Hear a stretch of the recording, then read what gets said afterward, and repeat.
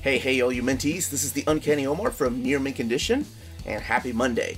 Today I'm going to be doing an overview of my haul for the month of June of 2020, so please stay tuned. Alright, let's get this started. So, finally, because everybody has been telling me to read it, this is probably one of the most talked about manga that is out there today that I have no idea what people are talking about, but this is Dr. Stone. It is written by Riichiro Inagaki, and the art is by Boichi, and the art looks freaking awesome.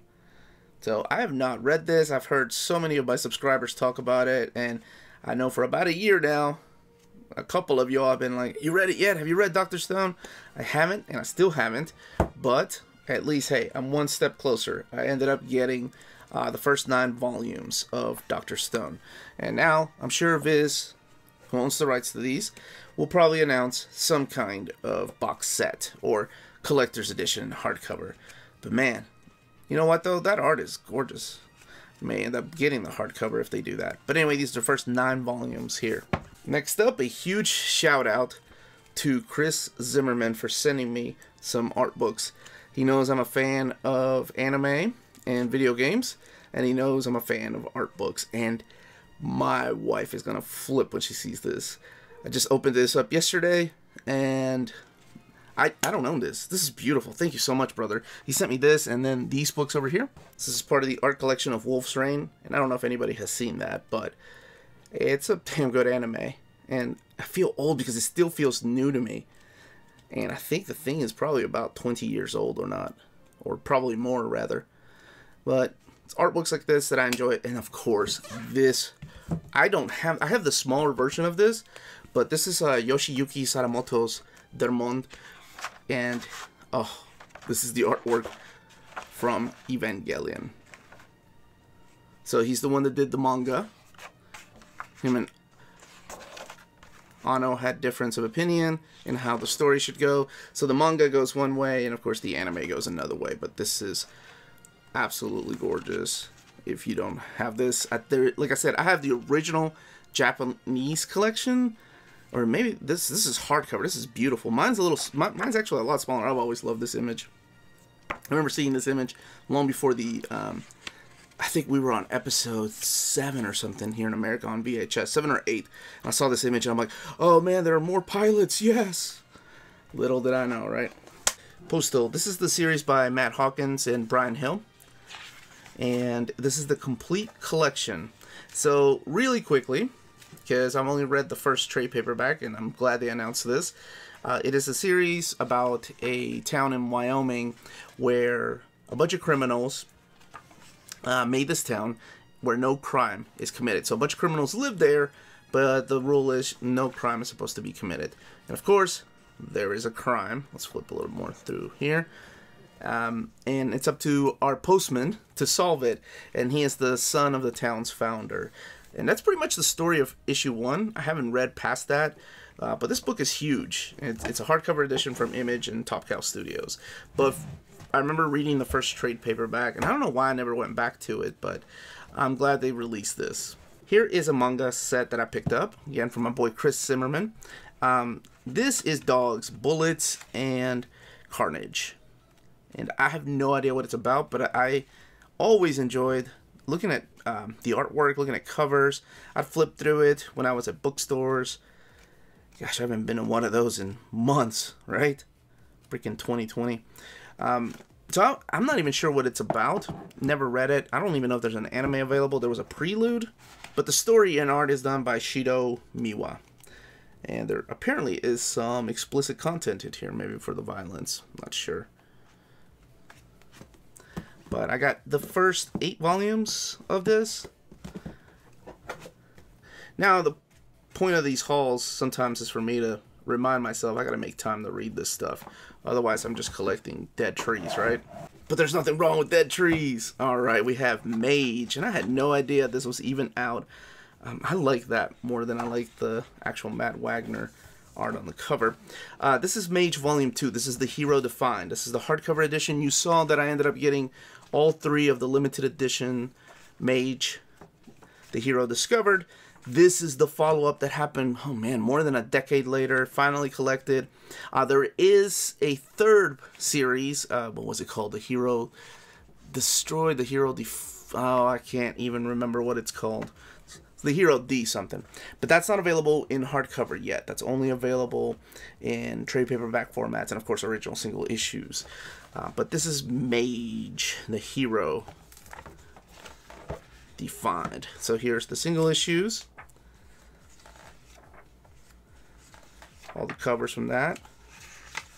I remember that I think I stopped at issue, if I'm not mistaken, I stopped at about issue 9. Because I just took a break from comic books. I did end up reading them in trade paperback, though, years later. It's my boy, Kevin. So, excited to go back and look at this world. If you're familiar with Matt Wagner, you know, he did a lot of work for Batman. They just recently had that hardcover, but this is his own property, Mage. Otherworld Barbara. This is from Fantagraphics. It's a 2-volume hardcover set from Moto Hagio. And honestly, I remember when this originally was solicited, let's look at some of this artwork. I thought it was Barbara. I don't know why I thought it was Amaterasu, but it's obviously not. And there are little short stories that are odd. Let's see. So here's the contents right here. For example, there's a kid that is found with his parents' heart inside of his stomach. I like that there's colors here.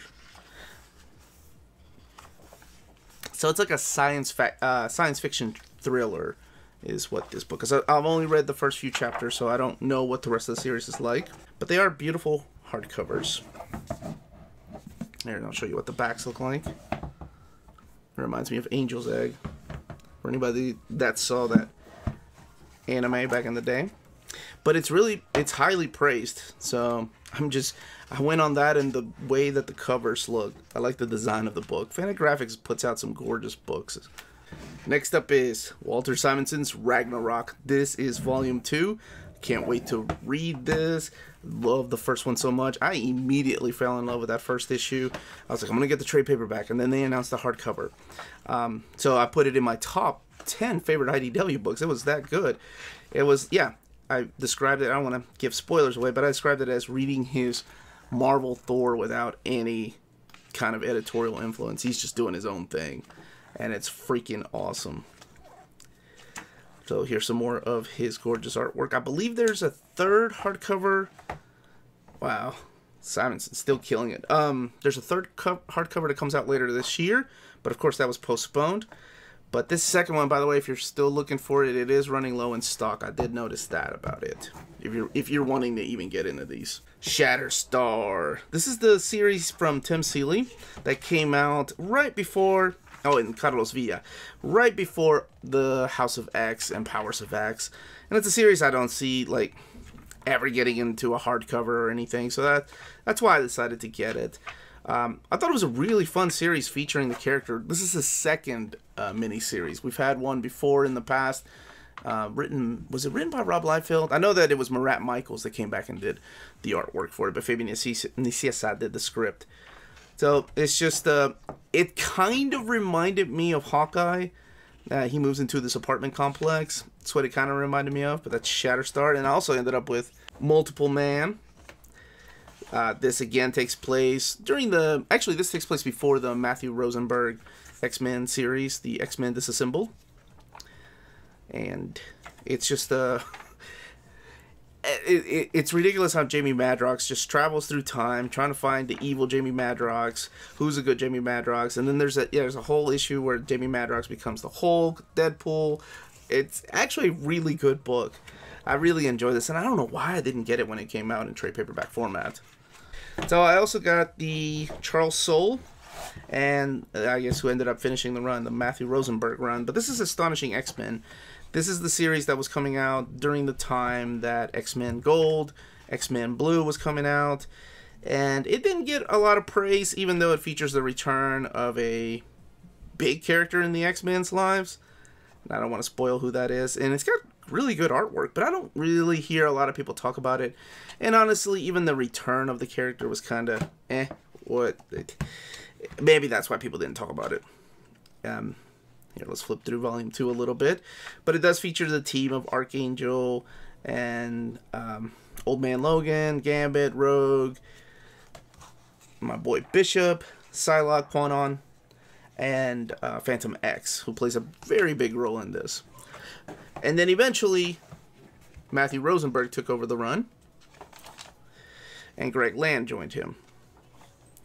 And it's pretty interesting because it was definitely a different kind of story that he was telling when he took over the book. And then, of course, all this got kind of, I don't want to say retcon, because it's still part of X-Men lore and history.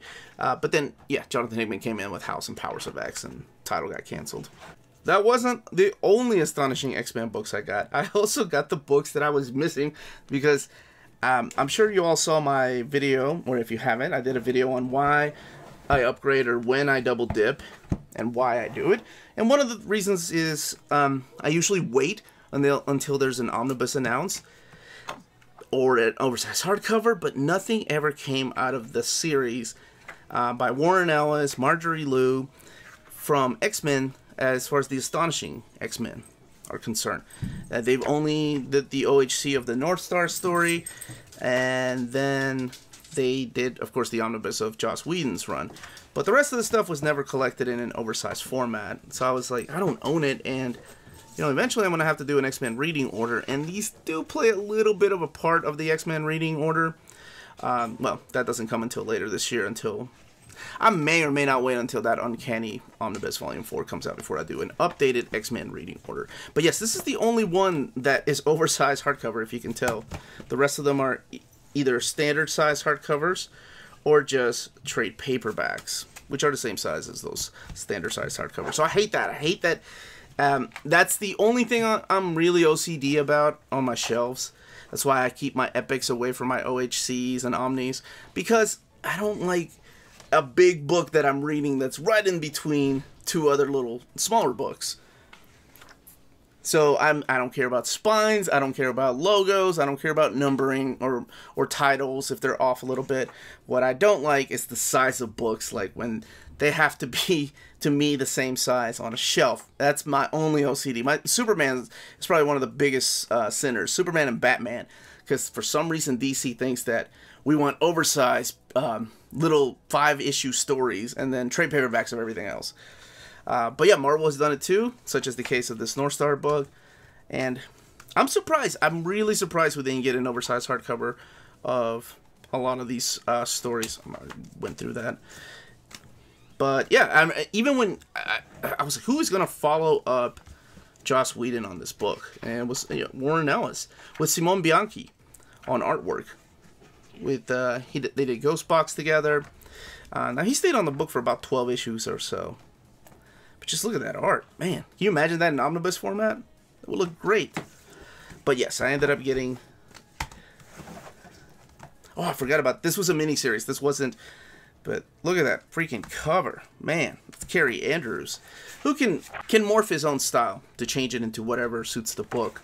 I've seen him do like Frank Miller's style of art. I've seen him do anime style of art. And I've seen him do stuff like this. But this was a miniseries during the time that Ghost Box was coming out, because Ghost Box was running late. Because I believe Simone Bianchi needed time to draw. But that was very common back then with Astonishing X-Men. I think everybody was just used to Joss Whedon and John Cassidy's book just coming out late. So people got used to these books coming out late. Green Arrow, Year 1. This is the Deluxe Edition. It is written by Andy Diggle and drawn by Jock. So it's the same team that did The Losers. And it's a retelling or a little bit modernization of Ollie's origin story where he's trapped on the island. So if you've read like the Longbow Hunters, it's a little retelling of that.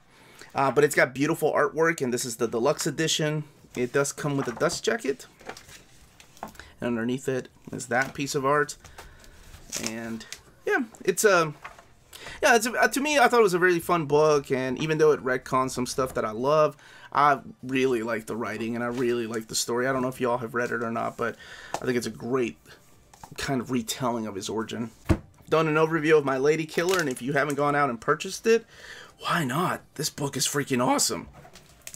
So I got two Omnis. I got the Omnibus of Teen Titans, Volume 1 and Volume 2. Now, why? Because I know if you've seen my room tour, and sometimes I've brought them up before, but I have the custom bound of New Teen Titans, like the entire run leading up to Jeff Johns' run. So why would I get these? Well, maybe I'll do a separate video. I don't know. I may do a separate video as to why I upgrade from my custom bound, because custom bound books are one of those things I don't really talk about. The ones that I've done myself, right? There are others from the dark side of the web that I just can't talk about because of, you know, legal reasons.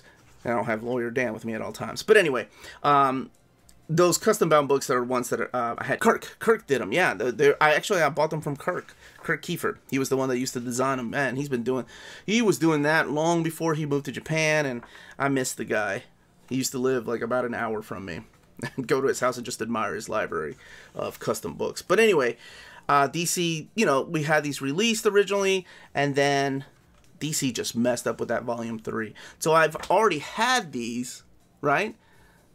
And this is the newer mapping, and I saw that they're continuing with a volume 5, and I noticed that these were running out of stock, or low in stock. Here is volume 2, and I noticed, yeah, like I was saying, volume 1 and volume 2 were running low in stock. So I was like, damn it. I guess if I'm going to pull the trigger, I'm going to pull the trigger now and just jump on and get this New Teen Titans in Omnibus format, even though I've got them in custom bound format. But if you know what I'm talking about, then, you know, these don't have any of the ads in there. The pages are not yellowed. And even though I own these already in the Omnibus format, you know what? I'm just going to stop talking and just do a video on it. How about that? If you all want to see it, leave those comments down below. I'm just going to shut up and showcase some of this George Perez artwork. I feel like I'm just repeating myself. So, yes, this is the new mapping, new proper reading, and I love the mapping that they've done in the New Teen Titans. Not leaving a single issue out. We'll see when we get to The Lonely Place of Dying. Or at least I don't think they've done those yet. If they actually collect those issues of Batman, or if they skip them like they did in Volume 3 of the original printing, which is ridiculous. Another book that is currently, I believe, low in stock and going out of print. This is the 3rd printing. But Omar, you already have that. I do. And one of the things I didn't talk about, why I upgrade, and this is the first time it's happened, is because of accidents. This is my original new... Do y'all know what this means to me? Like, this is my new X-Men. Oh, my pride and joy. And it had an accident. My poor baby fell off the top shelf as I was moving books, and there is no going back from that. So maybe some PVA, lots of PVA. Yeah, I think Amanda's gonna end up with this copy. It got banged up. Oh man, it hurts. It hurt. So I've had this omnibus for many years. If the dust jacket fits, I may trade it out though. So here is, yeah, this version. This is the 3rd printing of the book, and yeah, I mean, what else can I say? It's Grant Morrison. It's Frank Quietly, it's Phil Jimenez, it's Lionel Francis Yu, it's Ethan Van Sciver, Mark Silvestri, Chris Bacalo, just all this amazing talent that went into this. And you all see that I failed to mention Igor Kordy, but Igor Kordy, he was drawing so many comics at the time that his comics when drawing X-Men just did not look good. I think he was rushed because of drawing multiple comic books. Yeah, this is his artwork here, and it just, I don't know. It was kind of one of those... Grant Morrison's run on New X-Men had its ups and downs. And one of the downs, to me, was the artwork by Igor Kordy.